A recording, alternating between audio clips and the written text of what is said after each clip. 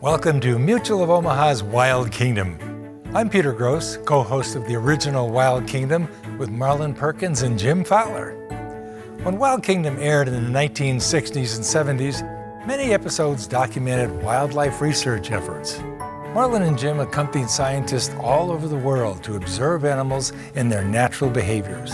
Some of the techniques you'll see in tonight's episodes are no longer necessary by today's standards, but the work is still just as important. Wild Kingdom took viewers to the far corners of the world and cultivated an appreciation for animals and their habitats. Marlin and Jim showed us the importance of preserving the natural world, not just for animals, but for our quality of life. And that's good news for all of us in the Wild Kingdom. So sit back and enjoy Mutual of Omaha's Wild Kingdom.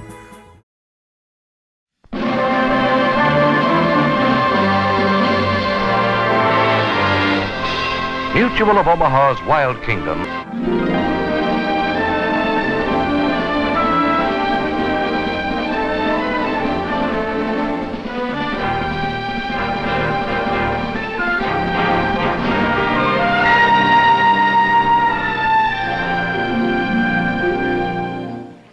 Hello, welcome to Mutual of Omaha's Wild Kingdom. One of the most charming personalities in the St. Louis Zoo is a little fellow named Pierre. He's here with Jim. Pierre's our 2.5-year-old chimpanzee from the equatorial regions of Africa. Over there, he spends most of his time swinging through the trees looking for fruits and berries. But here he just likes to do acrobatics. In his natural home, a chimpanzee has lots of company. I want you to take a good look at that face.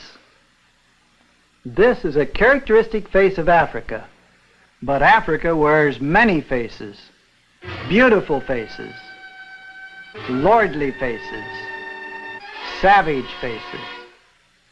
The number of species and total number of individuals, Africa has an animal population unrivaled in any other part of the Wild Kingdom. The human faces are equally fascinating.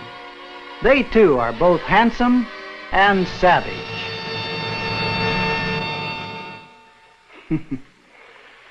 Jim and I have encountered these fabulous faces on many occasions. The great concentrations of animals dwell in the hills and plains, the forest and bush country, south of the great Sahara Desert. So to meet Africa face to face, we set our course today for Sahara South. Our first stop is East Africa, where I camped in an area thickly populated with animals. Just outside of camp one day, Gordon Harvey and I discovered a mole snake in battle with a mongoose. A mongoose will usually kill a snake and eat it. So I wondered why this one walked away from the fight. A crowned plover in the grass nearby gave me a clue. And when I saw the plover's nest, I knew the egg was what the mongoose was going for. Like many animals, he elected to move his feast away from the spot where he found it.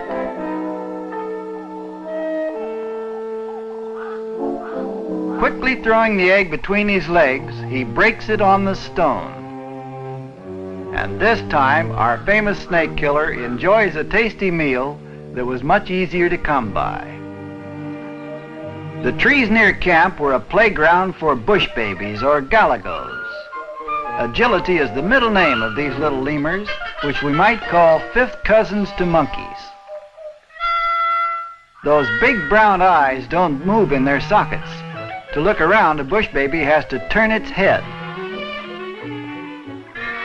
One day I saw a little rock hyrax come upon a ratel, which is Africa's badger.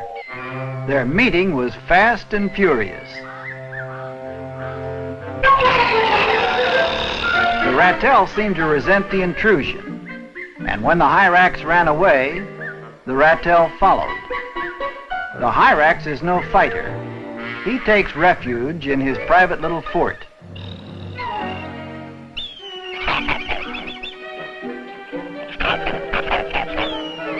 The fierce ratel may want to fight, but the hyrax is content to hold him at bay.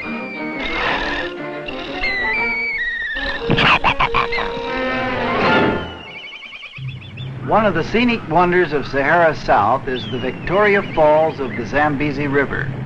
Not far from here, Jim Fowler went on a most unusual safari. It was a horseback safari in Wankie National Park with Warden John Stead.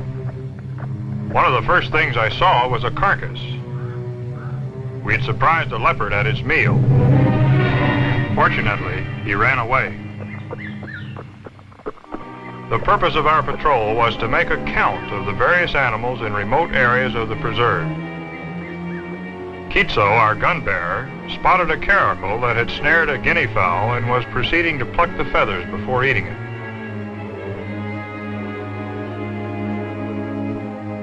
A handsome cat, the caracal is commonly called a lynx because of its large tufted ears. I noticed he wasn't really concentrating on his meal. And then I saw what was bothering him. It was an aardwolf being tormented by a jackal. To frighten an enemy, the aardwolf bristles the hairs on his long mane. He's not a wolf, but more like a hyena. He's normally timid and no great fighter. But he's not afraid to stand up to a jackal.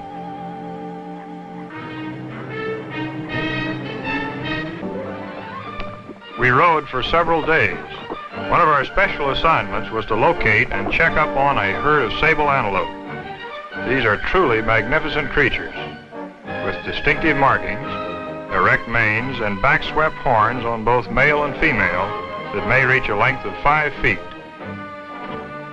Sables are rapidly disappearing from the land of Sahara South, and the sight of these fine specimens was most reassuring to me. One morning, I left the horseback safari to look at some tracks that I'd found in the sand. I'd seen these often and was curious to find out what animal they belonged to.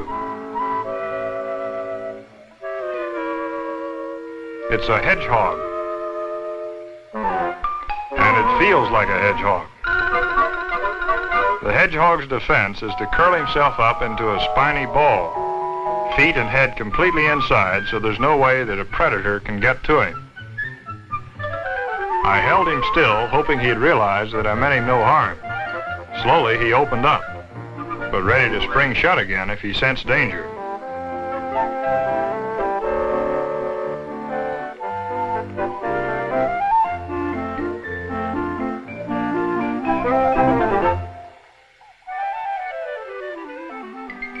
When he opened up all the way, I got a good look at the feet and long claws that made those distinctive tracks I'd followed. Just as the aardwolf isn't a wolf, the hedgehog isn't a hog. He's really kin to the moles and shrews. He comes out at night to feed on insects and grubs, but likes to hide during the day.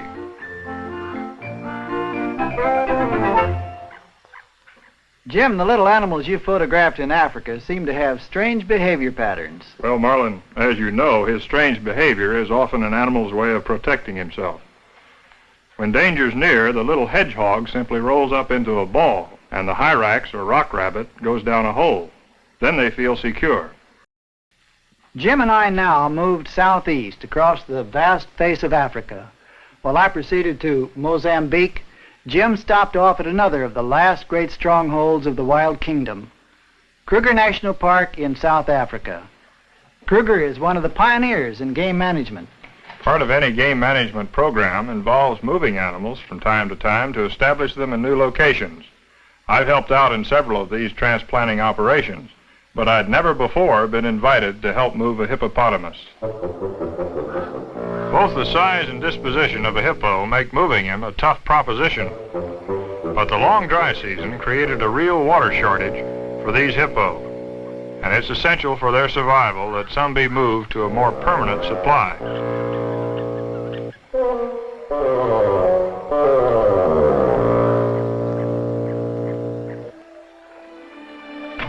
Chief Warden Andrew Brainard wished us good luck and good hunting as our expedition left from Skakusa Camp. Our lead truck was followed by one with a special custom body for transporting hippos.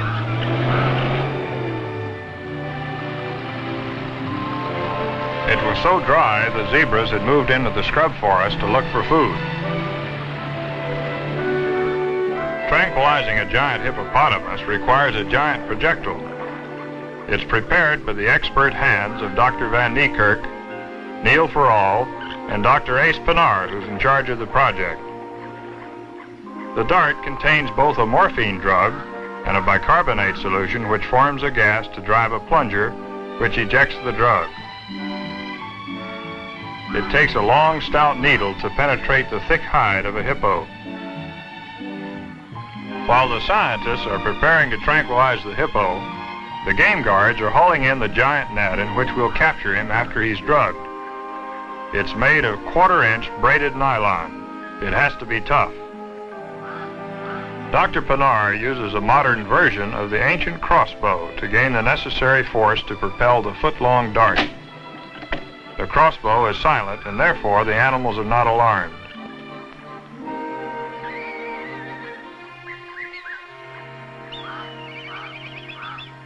The hippos had been located previously by air. They're in a deep pool about 100 yards long and 40 feet across. Hippos are dangerous. Their aggressiveness is often underestimated. They can easily outrun and catch a man on sand. That's why one of us always carries a high-powered rifle just in case. We move cautiously so as not to frighten the hippo out of the water, working into a position to get off a shot from a distance of not more than 40 yards. Dr. Pinar uses a rangefinder for exact measure of the distance. Because the heavy projectile drops rapidly, the trajectory must be plotted with great accuracy.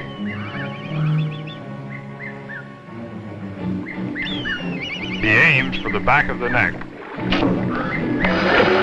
perfect hit. There's no time to lose.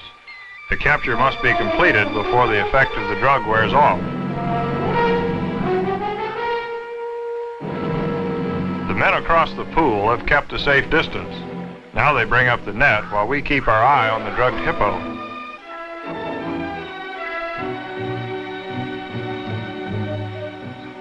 One end of the net is thrown across. The strategy is to stretch it across and drag the pool starting from the shallow end. When we get the hippo into the deep water, we'll release all but the one that's been drugged. That's our strategy, but the hippos have their own.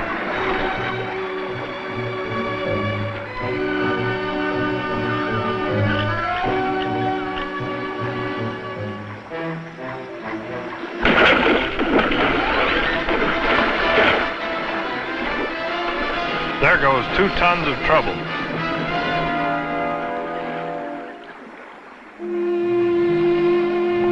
I knew these heavyweights would put up a real battle, so I covered it with a slow-motion camera. The result is a fascinating study of 20 tons of fury.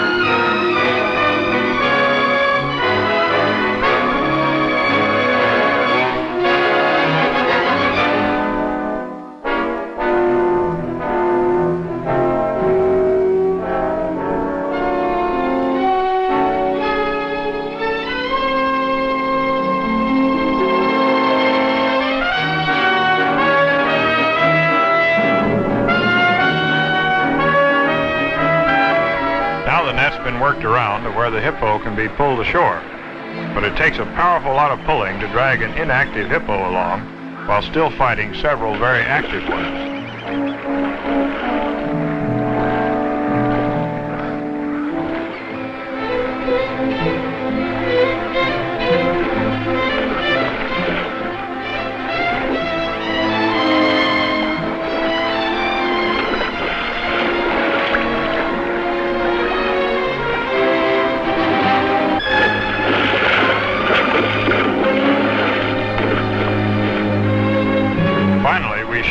all the extras and were able to haul our catch ashore.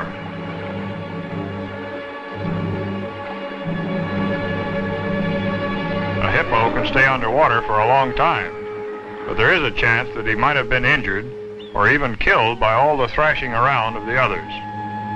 This one appears to be in good shape. The dart had good penetration, but when Dr. Pinar pulls it out, we discover it's been considerably bent in the struggle. We had purposely singled out one of the smaller hippos because he'd be easier to handle and better able to weather a long ride in a truck. But even a smaller hippo weighs nearly a ton, so it's heave-ho for all of us.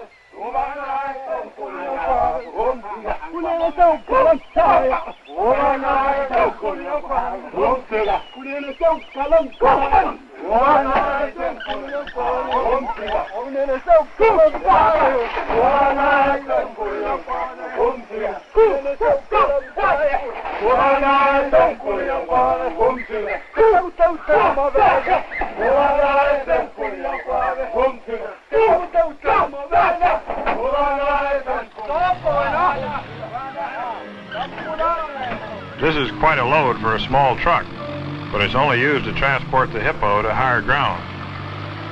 Here he's put into a special moving van for the long journey to his new home. When he gets there, he'll find more water to be shared by fewer animals.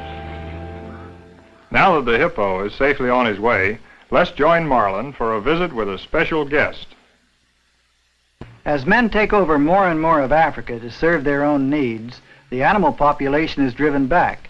Fortunately, many areas have been set aside to preserve the wonders of the wild. Kruger National Park is one. Another is Gorongosa Game Reserve in Mozambique. It was here, in Gorongosa, that I witnessed a rather remarkable sight. There are lions in Gorongosa. They hunt in prides and share their kill, and there's nothing remarkable in that. But after they've eaten, where do they go to digest their meals? That's the story here. Nearby, there's a ghost town. Cabins built in 1910 to house visitors to the park. Today's visitors enjoy new accommodations, so the old camp has been abandoned, except by swallows, and guess who? The lions of Gorongosa. Yes, the lions have moved in. Coming home from a hard day's work of hunting, Father Lion strolls along the roadway towards his comfortable home. Here, shaded by the roof, he can stretch out on a nice, cool cement floor and thoroughly enjoy his siesta. Or he can escape the sun on the shady side of a building. A sight like this makes you wonder about the stories you've read about the ferocious king of beasts. Why, they look just like overgrown house cats, don't they? But remember, these cute little gestures are the lion's way of cleaning himself up after a kill and preparing himself for the next.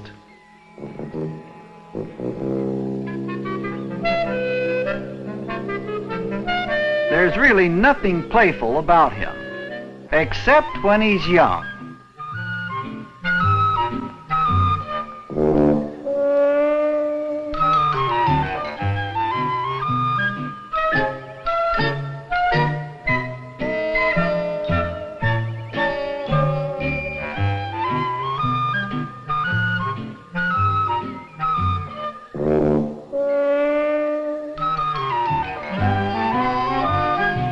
Things are equally serene for the female lions.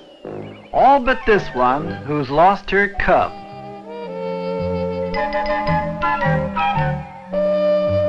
Now a couple of males have stirred themselves to leave home and go off on the hunt. And when I left here, I visited some other great hunters, Zulu tribesmen still practicing their traditional war dance, dancing to the point of exhaustion.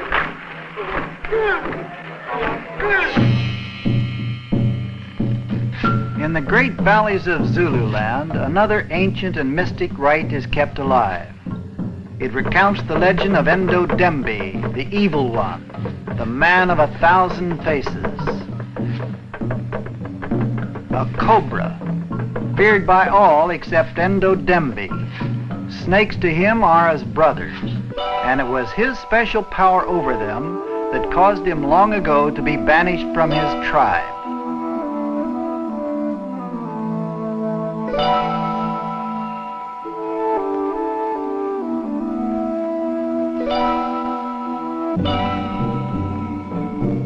Immune to their poisonous fangs, he gathers the snakes to serve him in performing his evil magic.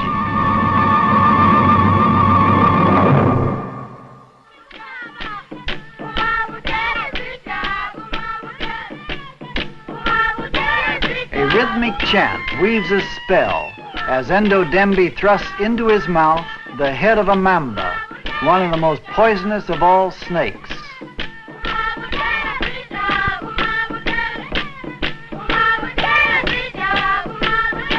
Seemingly caught up in the spirit and rhythm, the snakes join in dancing with their human brother.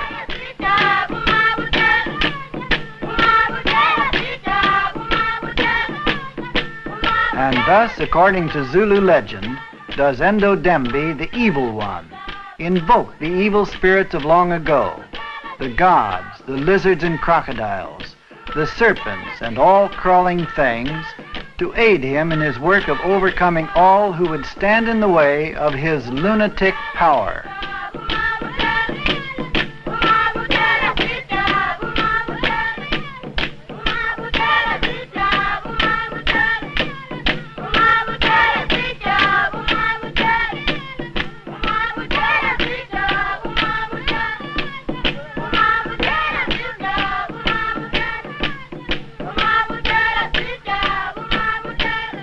In the ritual snake dance of Endo Dembi, we have a living reminder of the widespread practice of magic and superstition among primitive peoples.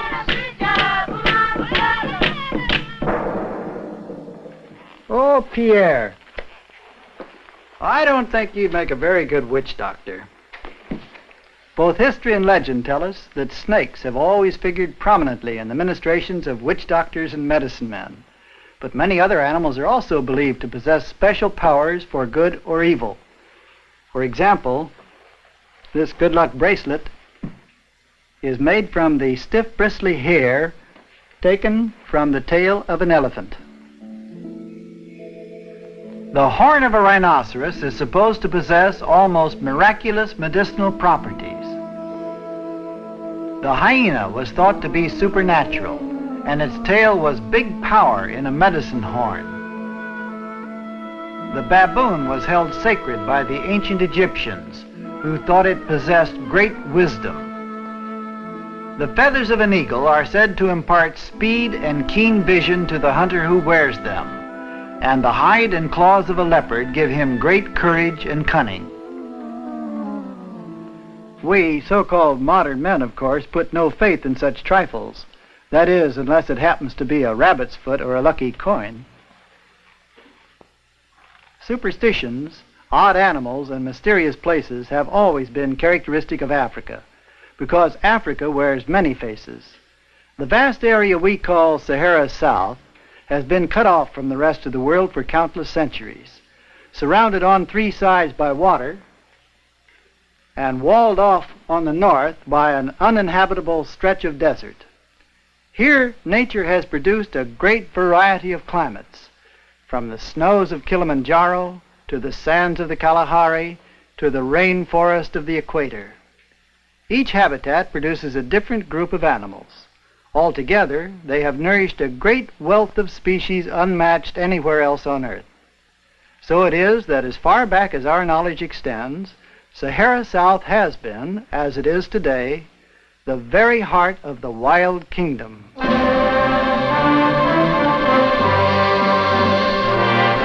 Mutual of Omaha's Wild Kingdom.